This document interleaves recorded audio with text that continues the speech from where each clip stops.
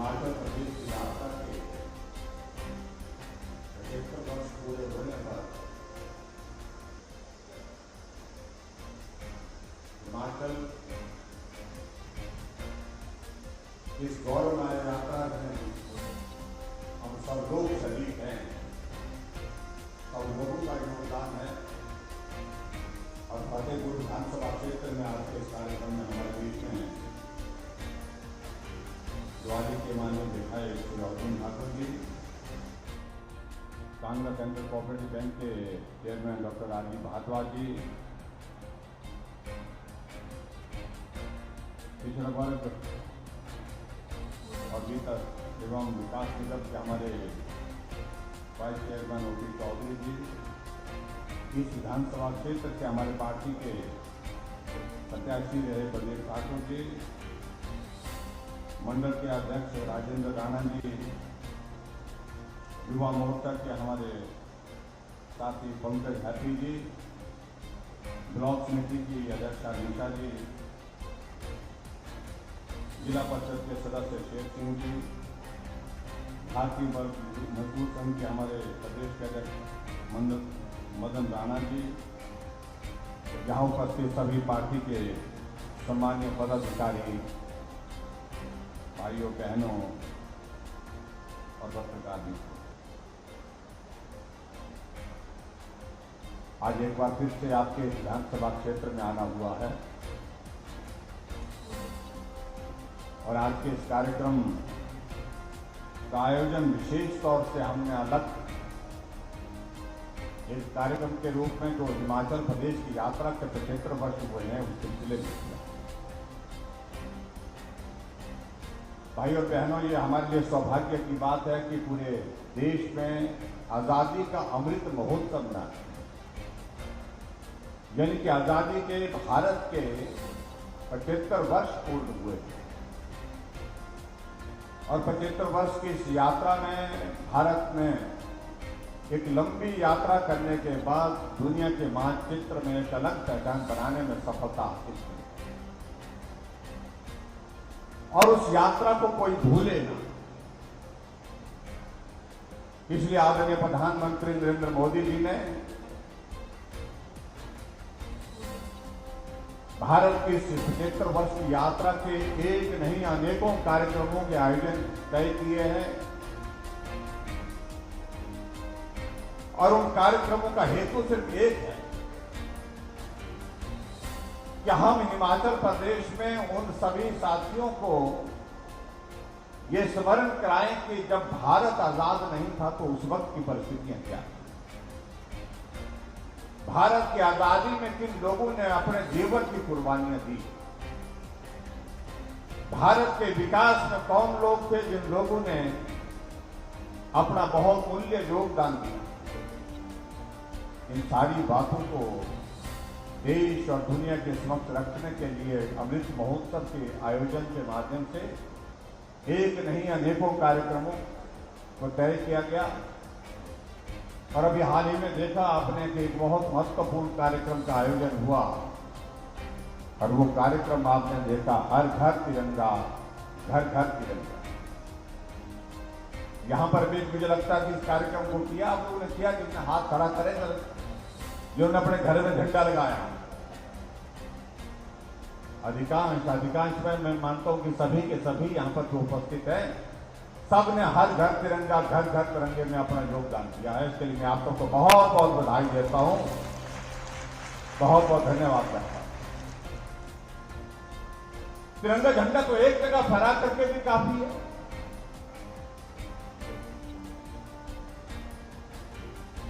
ऐसा लोगों को लगता था। ये घर घर में तिरंगे की जरूरत क्यों?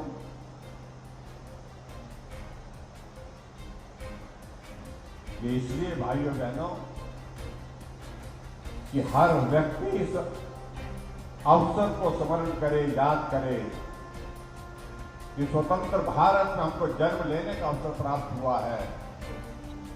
हम स्वतंत्रता की आजादी के उस आंदोलन में अपना योगदान भले ही नहीं दे पाए होंगे, लेकिन जिन लोगों ने अपने जीवन खपा दिया, जिन लोगों ने अपने जीवन की कुर्बानी दे दी, देश की आजादी के लिए उनके उस योगदान को हम स्मरण करते हुए तिरंगा झंडा फहरा करके अपने घर में स्मरण करें, ये इस कार्यक्रम का मुख्य हेतु है। मैं उस दिन सिरमौर जिले में था 15 अगस्त को। सिरमौर हमारे प्रदेश का एक ऐसा जिला है जो थोड़ा कठिन है, भौगोलिक दृष्टि से पिछड़ा हुआ है, विकास की दृष्टि से भी। लेकिन मैंने वहां जाते जाते आते आते हर घर में मेरी कोशिश रही मैं देखता चला जाऊं, और मैं देखते देखते जहां भी जा रहा था वहां देख रहा था एक बात को कि चाहे घर बड़ा है चाहे घर छोटा है, चाहे रेहड़ी वाला चाय की दुकान कर रहा है, ढाबे वाला ढाबा चला रहा है, लेकिन उसके बावजूद भी हर घर में झंडा, हर दुकान पर झंडा, ये हमको पहली बार अपने हिमाचल प्रदेश और देश के इतिहास में देखने को मिला। ये भाव जागृत होना चाहिए। हमेशा हम काम की बात करते रहते हैं, ये कर दिया, वो करना है, ये करने वाले हैं, ये करने की हम कोशिश कर रहे हैं, ये तो होता रहेगा, काम खत्म नहीं होगा। जिंदगी खत्म हो जाती है लेकिन काम कभी भी खत्म नहीं। लेकिन जिंदगी में कुछ लम्हे ऐसे होते हैं जो लम्हे हमको समर्पित करने चाहिए उन लोगों के लिए जिन्होंने कभी ये तय नहीं किया अपने जीवन की मेरा ये काम रह गया, मेरा वो काम रह गया। वो देश की रक्षा के लिए अपने जीवन की कुर्बानी दे करके चले। ऐसे लोगों को हमको स्मरण करना चाहिए। और उसी तरह से भाई और बहनों में आज के इस अवसर पर अगर आपके यहां पर फतेहपुर में भी इस कार्यक्रम में हूं, इस कार्यक्रम का आयोजन ये है कि जहां देश अमृत महोत्सव मना रहा है, यानी कि आजादी के 75 वर्ष मना रहा है, वहां हिमाचल प्रदेश भी अपने अस्तित्व के, अपने गठन के 75 वर्ष मना रहा है। हिमाचल के बनने की यात्रा भी 75 वर्ष की हो गई। 15 अप्रैल 1948 को हिमाचल प्रदेश का गठन हुआ था। 4 जिले थे, एक चंबा था, एक सिरमौर था, एक मंडी था, एक महासू था। आप याद करिए कि आपको अगर हम पूछना चाहें, नौजवानों को भी अगर पूछना चाहें, उस वक्त हिमाचल प्रदेश जब बना था, उस वक्त हिमाचल प्रदेश की जनसंख्या कितनी थी? जब हिमाचल बना था उस वक्त हिमाचल की जनसंख्या 11 लाख, और आज हिमाचल प्रदेश की जनसंख्या 70 लाख के पार हो गई। जब हिमाचल बना तो हिमाचल प्रदेश का क्षेत्रफल 25,800 वर्ग किलोमीटर था, और आज हिमाचल प्रदेश का कुल क्षेत्रफल 55,673 किलोमीटर है। जब हिमाचल बना था उस वक्त हिमाचल प्रदेश में 4 जिले थे, और आज हिमाचल प्रदेश में कितने जिले हैं? 12 जिले। और जब हिमाचल बना था तो हिमाचल की उस वक्त साक्षरता दर 4.8 थी, और महिलाओं में तो साक्षरता दर 2%। और आज देखिए हिमाचल प्रदेश पूरे देश भर में साक्षरता दर में अव्वल नंबर पर है, 83% से भी 83% से भी ज्यादा। जब हिमाचल बना उस वक्त हिमाचल प्रदेश में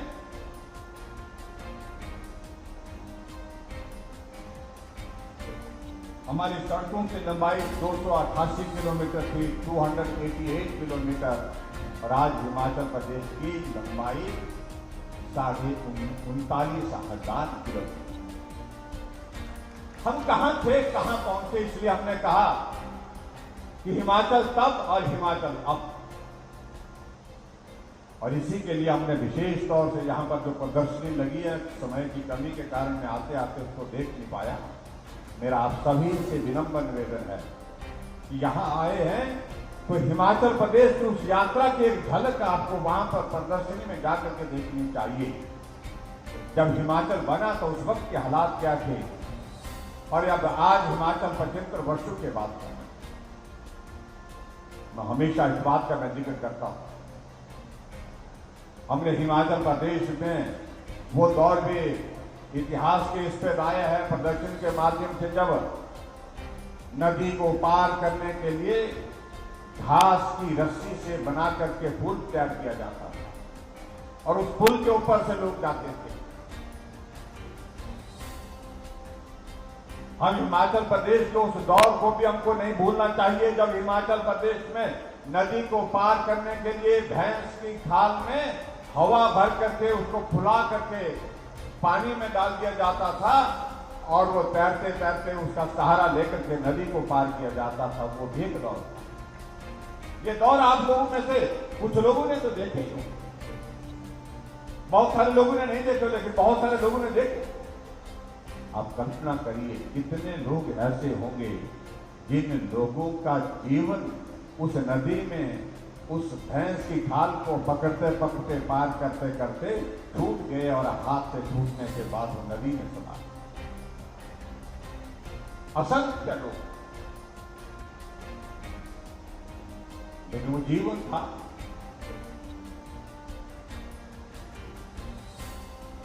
और जहां हम हिमाचल प्रदेश में सड़कों का जिक्र कर रहे थे, 288 किलोमीटर सड़क थी, आज 39,500 किलोमीटर।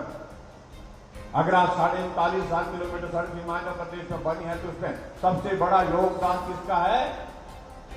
सबसे बड़ा योगदान है देश के पूर्व में प्रधानमंत्री रहे अटल बिहारी वाजपेयी जी का, जिन्होंने प्रधानमंत्री ग्राम सड़क योजना की शुरुआत की।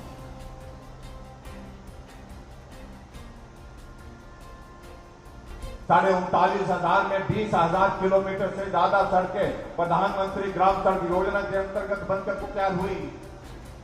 जिस योजना को अटल बिहारी वाजपेयी जी ने शुरू किया था 60,000 करोड़ रुपए की लागत से पूरे देश में। और अटल जी ऐसे व्यक्ति थे, कम बोलते थे, लेकिन उसके बावजूद गांव के लोगों की समस्याओं को, देश के लोगों की समस्याओं को बहुत करीबी से समझते थे, उसके समाधान के लिए सोचते थे। जब उन्होंने प्रधानमंत्री ग्राम सड़क योजना की शुरुआत की तो उस वक्त उन्होंने कहा था कि मैं पूरे देश में घूमता हूं, मैं आज भी देखता हूं गांव में जाने वाले आने वाले लोगों की पीठ का बोझ हम नहीं उतार पाए। ये बोझ उतरना चाहिए। स्वतंत्र भारत में कम से कम ऐसी परिस्थिति तो पैदा होनी चाहिए कि गांव के लोगों का पीठ का बोझ उतार कर हम है। और उन्होंने इस बात का भी जिक्र किया, मैं जानता हूं कि प्रदेश की आर्थिक स्थिति इतनी मजबूत नहीं होती है कि वो सड़कों का निर्माण तेजी से कर सके, इसलिए उन्होंने कहा कि मैं केंद्र से मदद करने के लिए आया हूं। मैं केंद्र से इस योजना की शुरुआत करने जा रहा हूं और 60,000 करोड़ की लागत से उन्होंने प्रधानमंत्री ग्राम सड़क योजना की शुरुआत पूरे देश भर के लिए की। आज वो सड़कें बन करके तैयार हो गई, सड़कें बन करके पक्की भी हो गई। आजकल उसमें गाड़ियां चल रही है, एम्बुलेंस चल रही है, छोटी गाड़ियां चल रही है, बड़ी गाड़ियां चल रही है। यह हमारा सौभाग्य है। ऐसा नेतृत्व अगर मैं भाइयों बहनों, अगर अटल जी ने ये योजना शुरू नहीं की होती तो मैं कह सकता हूं तो आज भी हिमाचल प्रदेश के अधिकांश गांव पैदल चलने पड़ते, क्योंकि प्रदेश के पास संसाधन नहीं है। अभी आपने देखा होगा या डॉक्यूमेंट्री में भी हिमाचल प्रदेश की 75 वर्ष की यात्रा में आपने देखा होगा कि आज से पहले जितना भी नेतृत्व रहा हिमाचल प्रदेश में, डॉक्टर YS परमार जो पहले मुख्यमंत्री जिनको हिमाचल प्रदेश निर्माता के रूप में जानते हैं, श्री शांता कुमार जी 2 बार मुख्यमंत्री, श्री प्रेम कुमार धूमल जी 2 बार मुख्यमंत्री रहे, वीरभद्र सिंह जी कई बार मुख्यमंत्री रहे, ठाकुर रामलाल जी को मुख्यमंत्री। और ऐसी परिस्थिति में जो योगदान उस वक्त के नेतृत्व ने दिया उसको भी आपको स्मरण करना चाहिए। उसके लिए भी मेरा उनके प्रति सम्मान है, उनका आभार व्यक्त करता हूं। लेकिन फिर भी उसके बावजूद भाई और बहनों, आज के इस कार्यक्रम में विशेष तौर से जब आपके बीच में आए, अगर हिमाचल प्रदेश की अगर 75 वर्ष की यात्रा का अगर हम श्रेय देते हैं तो मैं पूरे प्रदेश भर में एक अभियान के रूप में निकला हूं अपनी बात कहने के लिए। अगर हिमाचल प्रदेश की इस लंबी संघर्षमयी यात्रा के लिए सबसे बड़ा अगर योगदान है तो वो हिमाचल के मेहनत के भाई और बहनों आप सबका है, तो हिमाचल प्रदेश के जनता है, जनता जनार्दन। एक मजदूर ने मजदूरी करके हिमाचल को आगे बढ़ाने में अपना योगदान, एक अध्यापक ने बच्चों को पढ़ा करके उनको मार्गदर्शन करके उनको अच्छे नागरिक बनने के दिशा में आगे बढ़ाते हुए कर्मचारी अधिकारी बनने की दिशा में आगे प्रेरित किया। एक डॉक्टर ने किसी का जीवन बचा करके मदद की, एक इंजीनियर ने भवन बना करके, पुल बना करके, सड़कें बना करके हिमाचल प्रदेश के विकास में अपना योगदान दिया। एक किसान ने खेती बाड़ी करके अन्न पैदा किया, एक बागबान ने फल पैदा करके, सब्जियां पैदा करके हिमाचल प्रदेश की आर्थिकी में अपना योगदान। इसलिए ये योगदान एक व्यक्ति का नहीं, एक सरकार का नहीं, ये योगदान अगर हिमाचल प्रदेश में रहा है तो हिमाचल प्रदेश के समस्त भाई बहनों का रहा है, जिन्होंने अपना योगदान, छोटा छोटा योगदान देकर के हिमाचल प्रदेश को आगे बढ़ाया। मैं यही कहने के लिए पूरे हिमाचल प्रदेश में हमने तय किया कि हम 75 कार्यक्रम करेंगे 75 वर्षों के इस यात्रा की, और उसमें हम ये श्रेय हिमाचल प्रदेश के उन नागरिकों को देंगे, उन लोगों को देंगे जिन्होंने हिमाचल के विकास में अपना योगदान किया। और वो सब आप लोग बैठे हैं यहाँ पर, आप सब लोगों का बहुत मूल्य योगदान इसमें रहा है। ये मैं आपके बीच में कहना चाहता हूँ भाइयों बहनों, आप सबके आशीर्वाद से हिमाचल प्रदेश में हमारी सरकार के 4.5 वर्ष का कार्यकाल पूरा, और इस 4.5 वर्ष के कार्यकाल में आप सबका धन्यवाद करना ये मेरा दायित्व है। मेरी बात अधूरी रह जाएगी कि मैं आपका अगर धन्यवाद ना करूं। हर कदम पर आप सबका सहयोग मिला, समर्थन मिला, आशीर्वाद मिला, हम आगे बढ़े। हिमाचल प्रदेश के हर एक विधानसभा क्षेत्र में, चाहे वो किसी भी दल का प्रतिनिधि वहां से हो, हमने उनके लिए, उनके इस क्षेत्र की आवश्यकताओं को पूरा किया। उस क्षेत्र के विकास के लिए जो चीजें करने की जरूरत थी, उनको पूरा करने की दिशा में हमने हिमाचल प्रदेश में कोई कसर नहीं छोड़ी। और आज इसलिए हम हिमाचल प्रदेश में जहां भी जा रहे हैं, सैकड़ों करोड़ रुपए के उद्घाटन और शिलान्यास हुए पड़े हैं, और लोग उन बातों का जिक्र करते हैं कि हमारे क्षेत्र में इस प्रकार से विकास कार्य। क्या भाई बलदेव जी आपके समक्ष रखते थे, समय की कमी थी, इस कारण से मैं इनको लंबी बोलने की इजाजत नहीं दे पाया। मैंने इनको कहा कि बस हो गया, क्योंकि हमको अगले कार्यक्रम में शिमला में पहुंचना है। लेकिन मैं इतना जरूर कहता हूं, जनप्रतिनिधि कोई भी हो, लेकिन उसके बावजूद आपके फतेहपुर विधानसभा क्षेत्र में जो चीजें करने की दृष्टि से थी, उसके लिए हम एक बार नहीं, अनेक बार आप सबके बीच में आकर के आप सबके विकास को सहयोग देंगे। परीक्षा के दौर में गुजरे, बीच में चुनाव में हुआ, कमी रह गई, कमी तो हमको आने वाले समय में पूरा करना। लेकिन ये मेरा आप सबसे निवेदन है, उसके बावजूद भी हमारी ओर से कोई कमी नहीं, और जो कमी आपकी तरफ से रही है, उस कमी को अभी 2 महीने 3 महीने के बाद जब चुनाव होंगे उसमें आप पूरा करेंगे, ऐसा मुझे पूरा भरोसा है, पूरा विश्वास है। फतेहपुर कई बार हमारे साथ रहा है। आज डबल इंजन की सरकार है, आदरणीय प्रधानमंत्री नरेंद्र भाई मोदी जी के नेतृत्व में दिल्ली में भारतीय जनता पार्टी की सरकार, और हिमाचल प्रदेश में भारतीय जनता पार्टी। और हिमाचल की जरूरत है, देश की भी जरूरत है, नरेंद्र भाई मोदी सबकी जरूरत है। इसलिए उनके हाथों को मजबूत कर, वो मजबूत कैसे कर सकते हैं? जो भी अवसर हमको प्राप्त होता है, उस अवसर को अपने हाथों से नहीं जाने देना है, क्योंकि हमारा यह सौभाग्य है कि नरेंद्र मोदी जी हिमाचल को अपने दिल से चाहते हैं, हिमाचल के लोगों को भी दिल से चाहते हैं। ये मेरा हिमाचल, ये मेरा अपना हिमाचल, और जब भी हिमाचल आता हूं मुझे लगता है कि मैं अपने घर आया हूं, ये कोई और नहीं कहता है। हमारे देश के यशस्वी प्रधानमंत्री नरेंद्र भाई मोदी जी की शक्ति निकलते हैं। 4.5 वर्ष के कार्यकाल में एक बार नहीं 7 बार हिमाचल प्रदेश आए। शपथ ग्रहण समारोह हुआ तो शिमला पहुंचे, 1 साल का कार्यकाल हुआ तो धर्मशाला हमको आशीर्वाद देने के लिए पहुंचे, 2 साल का कार्यकाल पूरा होने से पहले ग्लोबल इन्वेस्टर मीट जो धर्मशाला में की, उसमें आए। कोविड का दौर आया, फिर उस वक्त देश में कहीं जाना नहीं हो रहा था, लेकिन अटल टनल रोहतांग का उद्घाटन करने के लिए मनाली पहुंचे और लाहौल पहुंचे। 4 वर्ष का कार्यकाल हमारी सरकार का पूरा हुआ तो मंडी हमको आशीर्वाद देने के लिए। 8 साल का कार्यकाल केंद्र सरकार का पूरा हुआ तो उसके लिए तो पूरे देश का समारोह था, उसका आयोजन शिमला के रिज के मैदान में करने के लिए पहुंचे। और शिमला की रिज के मैदान में पहुंचने से पहले जब माल रोड पहुंचे तो गाड़ी छोड़ करके पैदल माल रोड के एक कोने से दूसरे कोने तक लोगों को मिलते हुए पहुंचे। ये पहली बार हिमाचल के इतिहास में वो कोई प्रधानमंत्री अपना गाड़ियों का सुरक्षा का काफिला छोड़ करके माल रोड पर पैदल चल करके एक कोने से दूसरे कोने पहुंचे। धर्मशाला आए चीफ सेक्रेटरी कॉन्क्लेव में, और चीफ सेक्रेटरी की कॉन्फ्रेंस में धर्मशाला में 2 दिन रुके। और शायद मुझे मालूम नहीं आज से पहले कोई प्रधानमंत्री धर्मशाला में नाइट स्टे किए हैं कि नहीं किए हैं, लेकिन हम इस बात को कह सकते हैं कि हमारे देश के यशस्वी प्रधानमंत्री नरेंद्र भाई मोदी जी धर्मशाला में आकर के सर्किट हाउस में रुके। 2 दिन की बैठक करने के बाद ये भाई और बहनों बहुत सारी चीजें, बहुत सारी जिन बातों को लेकर के हमको सोचना है, जिन बातों को लेकर के हमको काम, मैं उन सारी बातों को लेकर के कहूंगा। बहुत लंबा वक्त है। आज हम यहाँ बड़ी संख्या में यहाँ पर उपस्थित है, इसकी वजह यह है कि हमने कोविड का टीका लगाया है। टीका किसने उपलब्ध कराया?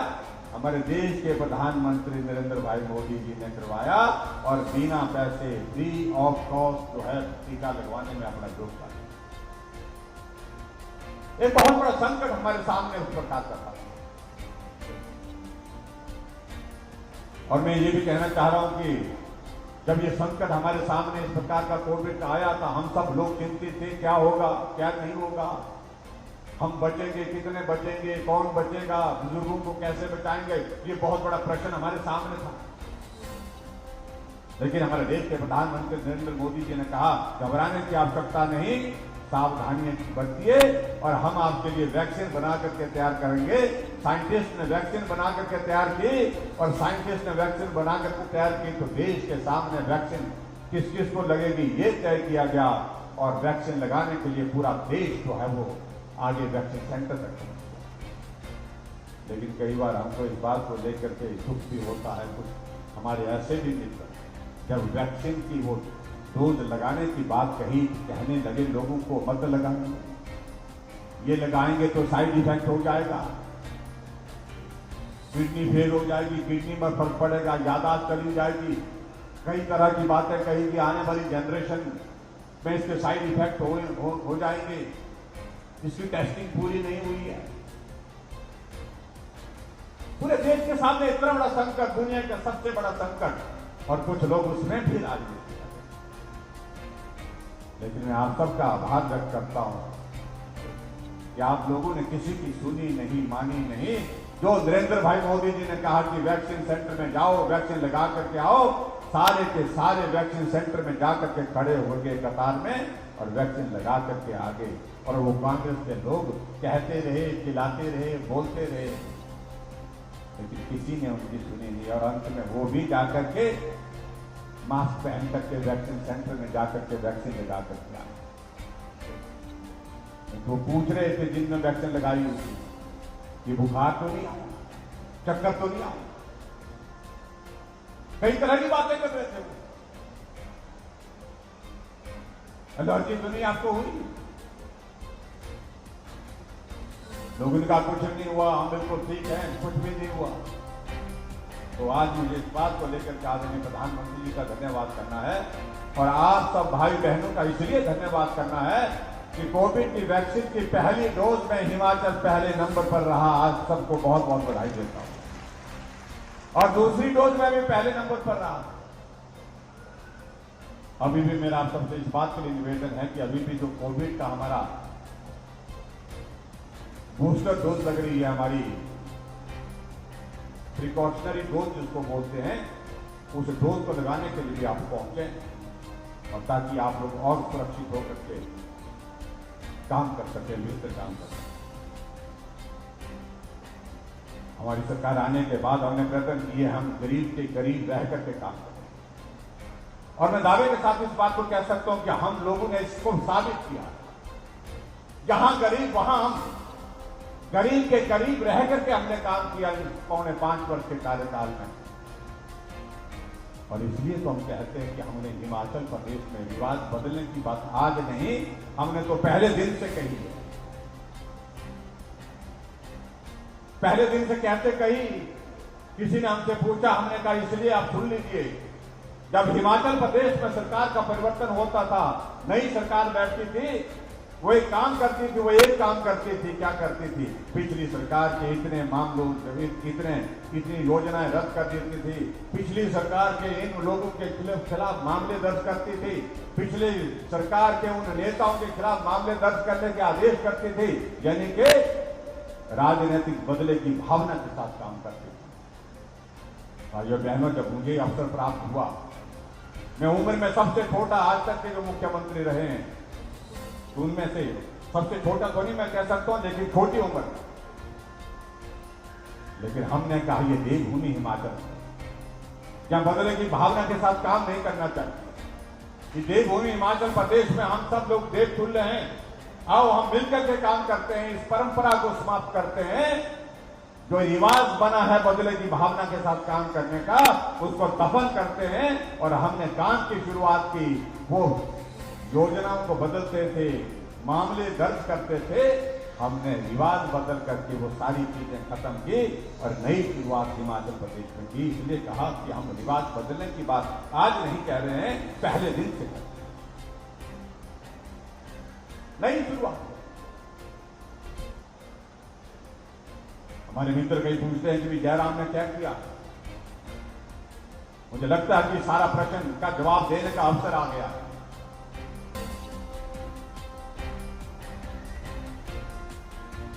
और आने वाले समय में नवंबर के महीने में जब चुनाव होंगे तो आप देंगे। मैं ये कहना चाहता हूं, वो 400 करोड़ हिमाचल प्रदेश में पेंशन पर खर्च करते थे, हम 1300 करोड़ रुपए हिमाचल प्रदेश में बुजुर्गों को के लिए और विधवाओं के लिए पेंशन का प्रावधान करके उनकी मदद करते। उनके जमाने में हिमाचल प्रदेश में 4 लाख लोगों को पेंशन थी, हमारे जमाने में अब पेंशन जो है कितनी है, 7.5 लाख लोगों को हिमाचल प्रदेश में हम पेंशन देने की शुरुआत कर रहे हैं। हम उनसे दुगने पहुंचे। हमने हिमाचल प्रदेश में हर घर में गैस का चूल्हा हो, उसके लिए हमने काम किया। हिमाचल प्रदेश में 3,34,000 गैस के चूल्हे घर घर में पहुंचाए। और वो जो बोलते हैं कि लंबे समय सत्ता में रहे, बड़े लोग थे, बड़े बड़े नेता थे, मुझे मालूम नहीं बड़े बड़े क्या होता है, मैं तो छोटा सा था। और एक नेता भाषण देते हैं कि हिमाचल प्रदेश में सरकार को राजा वीरभद्र सिंह जी रिपीट नहीं कर पाए, जो 6 बार के मुख्यमंत्री रहे हैं। जयराम तो किस खेत की मूली है। और कहने वाले भी कौन, वीरभद्र सिंह जी के सुपुत्र है। हमें तुम मूली भी मत समझो, कोई बात नहीं, हमें कोई पीड़ा नहीं। वो लोग बड़े हैं लेकिन छोटे लोगों की पीड़ा को नहीं समझ सकते हैं। एक गरीब आदमी अपना दिन भर का बसर कैसे पूरा करता है, दो रोज की रोटी कैसे कमाता है, ये कल्पना उनके दिमाग में कभी आ ही नहीं सकती। हमने उस दौर को देखा है, हम उस दौर में से गुजरे लोगों में से हैं, इसलिए हम कहते हैं हम बड़े नहीं, हम बहुत छोटे हैं। ये बड़े बड़े लोग जो है, हमारे माता बहनें जो यहां पर बैठी हैं, उनको गैस उपलब्ध नहीं करवा पाए, लेकिन इस छोटे से आदमी ने हिमाचल प्रदेश के हर घर में गैस का चूल्हा पहुंचाया।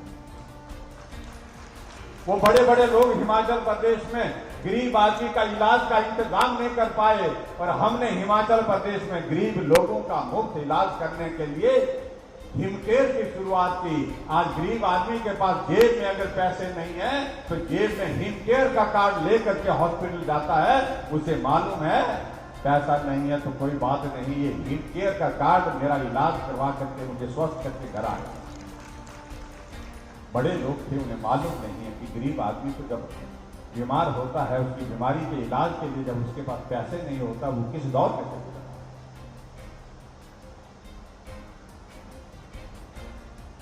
इन बड़े लोगों को यह भी मालूम नहीं है कि जब गरीब परिवार की उस बेटी की शादी होती है, उसके पिता माता माँ बाप की भावनाएं क्या होती है। हमने बीपीएल परिवार की उन बेटियों के लिए प्रावधान किया, जिस दिन उस बीपीएल परिवार की बेटी की शादी होगी, 31,000 रुपए शगुन के रूप में हम सरकार की ओर से उस बेटी को देंगे। ये हमने इस भाव को हमने लोगों के सामने रखा है। तो ये बड़े बड़े लोग इन बातों को सोच नहीं सकते थे, क्योंकि उनके लिए इन सारी चीजों का कोई अर्थ नहीं था, कोई मतलब नहीं था। एक गरीब आदमी ही सोच सकता है कि उसके परिवार की परिस्थिति के अनुसार उस बेटी के दिल पर क्या गुजर रही होगी, उसके माँ बाप के दिल पर क्या गुजर रही होगी। हमने हिमाचल प्रदेश में महिलाओं के लिए आने जाने के लिए, महिलाओं की आबादी कुल पॉपुलेशन का आधा है, और इसलिए हमने तय किया अगर पॉपुलेशन आधी है, जनसंख्या आधी है, तो बसों में आने जाने का किराया भी आधा लेंगे। और कांग्रेस के लोग कहने लगे महिलाओं को मुफ्त खोर बना दिया। हमने मदद करने की कोशिश की, हमने महिला सशक्तिकरण करने की कोशिश की, और वो कह रहे कि महिलाओं को मुफ्त खोर बना दिया। और ऐसे में जब आएंगे, आने वाले समय में चुनाव के दिनों में आएंगे, तो मेरा आप सबसे निवेदन है तो एक बार जरूर पूछिए, जब आप वहां पर वोट मांगने के लिए आएंगे तो उनको एक बात तो पूछिए कि हम तो मुफ्त खोर हैं, आप कौन हैं, और यहां मुफ्त खोर के यहां पर आप क्या करने के लिए आए, जरा पूछना चाहिए। हमने हिमाचल प्रदेश में तय किया कि एक आदमी, गरीब आदमी 2 बल्ब 3 बल्ब बिजली के लगाता है, 60 से 100 यूनिट तक बिजली खर्च करता है, और हिमाचल प्रदेश ऊर्जा राज्य होने के बावजूद हमने कहा कि उन लोगों को मदद करनी चाहिए। हमने ऐसे गरीब और जो सीमांत, जो मध्यम दर्जे के ऐसे लोग हैं जो 125 यूनिट से कम बिजली खर्च करते हैं, उनके लिए कहा हमने कि उनके लिए मदद करनी चाहिए। हमने 125 यूनिट बिजली हिमाचल के इतिहास में पहली बार बिना पैसे के फ्री कर दी। कोई बिल आपको नहीं आएगा, 125 यूनिट बिजली का आप कर देंगे तो आपको कोई बिल नहीं आएगा, 0 बिल। अभी आप लोगों ने देखा जो जुलाई महीने का बिल आया होगा, जून महीने का बिल आया होगा, कितना आया? 0 बिल आया होगा। बिल तो आया, लेकिन कितना? 0 बिल। इसलिए बहुत सारी चीजों को जो बड़े बड़े नेता नहीं सोच सके, बड़े बड़े नेता कर नहीं सके, वो हमने छोटे नेता ने, हमने छोटे लोगों ने हमने करके दिखाया है। और हमारी ताकत गरीब लोग हैं, हमारी ताकत आप सब हैं जो हिमाचल प्रदेश के मेहनतकश लोग हैं, इसलिए उनको मजबूत करना ये हमारी जिम्मेवारी है। उस भाव के साथ हम काम। मेरे भाइयों बहनों, में आप सबके बीच में इतना कहना चाहता हूं, पूरे देश भर में एक नजारा आप देख रहे हैं, जो पार्टी बहुत लंबे समय तक सत्ता में रही, उस पार्टी को पूरा देश आजकल ढूंढ रहा है, खत्म हो गई, मिल नहीं रही है। कहते थे हम पंजाब में आएंगे, चन्नी साहब आएंगे, चन्नी साहब दोनों जगह से चले गए। कहते थे हम यूपी में जीतेंगे, योगी जी फिर आ गए। 400 से ज्यादा सीटों पर चुनाव यूपी में हुआ, और कांग्रेस की 367 सीटों पर जमानत तक 2 सीटें आई।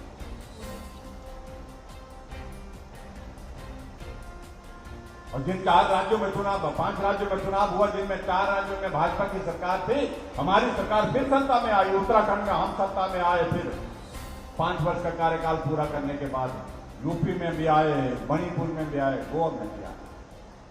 और कांग्रेस कहां आई? कहीं नहीं। एक जगह थी, वहां से भी लोगों ने उसको निकाल दिया। जब पूरे देश भर में कांग्रेस खत्म है, तो यहां रख करके करेंगे क्या? और देश की और हिमाचल प्रदेश की जरूरत है डबल इंजन की सरकार, नरेंद्र भाई मोदी जी की सरकार को मजबूत करने की जरूरत है। ऐसा नेतृत्व जिन्होंने हिमाचल के विकास के लिए 10,000 करोड़ रुपए से ज्यादा का डेवलपमेंट के लिए हमारे प्रोजेक्ट दिए, 800 करोड़ इसी साल हमको हिमाचल प्रदेश के विकास के लिए बिना ब्याज के दिए, और जो लंबे समय तक के लिए 50 साल के बाद वापस करना है, इस प्रकार से हिमाचल प्रदेश की मदद। पहले भाइयों और बहनों, हमको इस बात पर सोचना है कि हिमाचल का भला कहां है। एक तरफ वो पार्टी है जो आने वाले 50 वर्षों तक हिमाचल क्या पूरे देश भर में सत्ता में आने का सपना तक नहीं देख सकती, और एक तरफ वो पार्टी है, वो नेतृत्व है जो आजाद भारत के इतिहास में सबसे मजबूत नेतृत्व के रूप में जाना जाता है। नरेंद्र भाई मोदी जी उनका नाम है, जो नेतृत्व आने वाले 25-30 सालों तक अभी चलने वाला है, कोई हिलाने वाला नहीं है। हमें उनके साथ चलना है और हिमाचल प्रदेश के विकास को गति देने के लिए काम करना।